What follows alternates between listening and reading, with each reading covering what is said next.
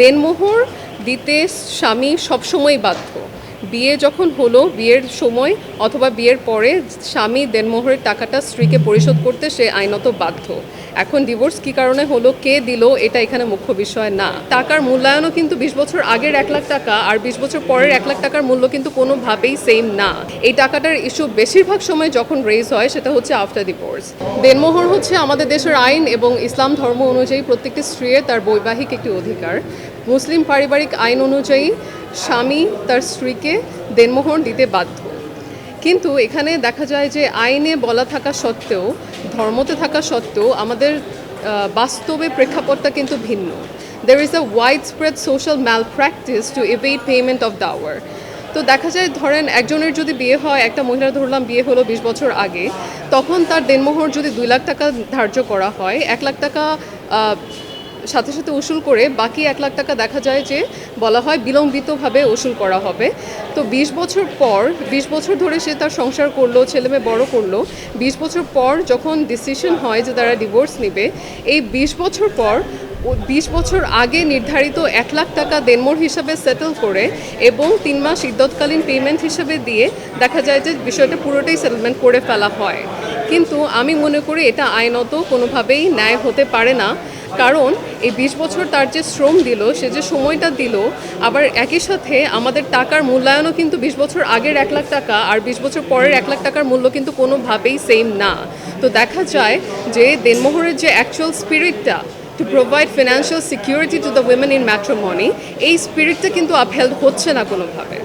তো এজন্য আমি ব্যক্তিগতভাবে মহামান্য হাইকোর্টে রিট দায়ের করেছি, praying for guidelines to be issued under section 10 of the Muslim family laws ordinance, যাতে করে এই বিলম্বিত দেনমোহর যখন পরিশোধ করা হবে, যদি সেটা বিয়ের তারিখ থেকে 1 বছর পর থেকে যে কোনো সময় যদি সেটা পরিশোধ করা হয়, এমন গাইডলাইন যাতে ইস্যু করা হয় যাতে করে পুরো টাকার মূল্যায়ন, সময়, সব কিছু যাতে কনসিডার করে একটা অ্যাডজাস্টমেন্ট করা হয় টাকার ভ্যালুটার সাথে, তাতে করে ফিনান্সিয়াল যে সিকিউরিটি প্রোভাইড করার কথা ছিল আমাদের আইনে, সেটাও আপহেল্ড হবে।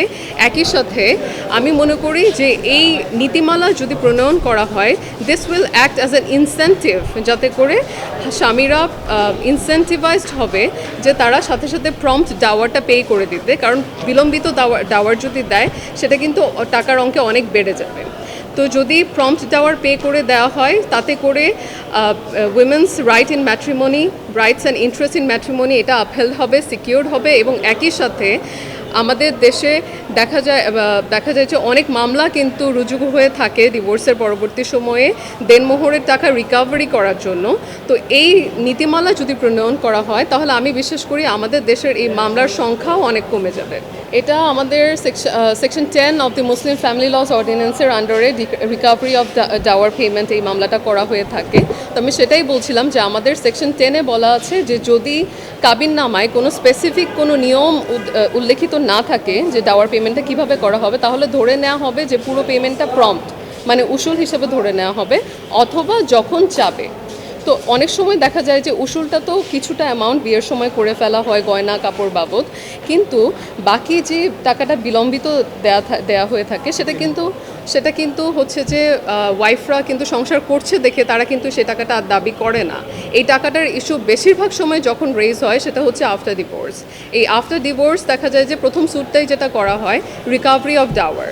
তো এই নীতিমালাটা যদি প্রণয়ন করা সম্ভব হয়, তাহলে আমি মনে করি যে যেহেতু হাজব্যান্ডরা ইনসেন্টিভাইজড হবে to pay up prompt Dawr, তাহলে ডাওয়ার প্রম্পট পে করে ফেললে ডাওয়ারের তো আর বিলম্বিত থাকার কোনো প্রশ্ন আসে না। তাহলে মামলার জটটাও অনেক কমে যাবে, কারণ ডাওয়ার রিকভারির মামলার সংখ্যাও অনেক কমে যাবে। এখানে একটা ওয়াইড স্প্রেড একটা মিসকনসেপশন আছে যে স্ত্রী যদি তালাক দেয় অথবা স্ত্রী যদি কোনো কারণে চলে যায়, স্ত্রী যদি সংসার করতে অনিচ্ছুক হয়, তাহলে স্বামী দেনমোহর দিতে বাধ্য না। এটা কিন্তু আইন না। আমাদের আইন হচ্ছে দেনমোহর দিতে স্বামী সবসময় বাধ্য। বিয়ে যখন হলো, বিয়ের সময় অথবা বিয়ের পরে স্বামী দেনমোহরের টাকাটা স্ত্রীকে পরিশোধ করতে সে আইনত বাধ্য। এখন ডিভোর্স কী কারণে হলো, কে দিল, এটা এখানে মুখ্য বিষয় না। দেনমোহর হচ্ছে আমাদের আইন কর্তৃক প্রদত্ত একটি right, women's right in matrimony, যেটা এক্সারসাইজড হবে নো ম্যাটার হোয়াট, যে এখানে ম্যারেজটা ডিসলভ কে করলো।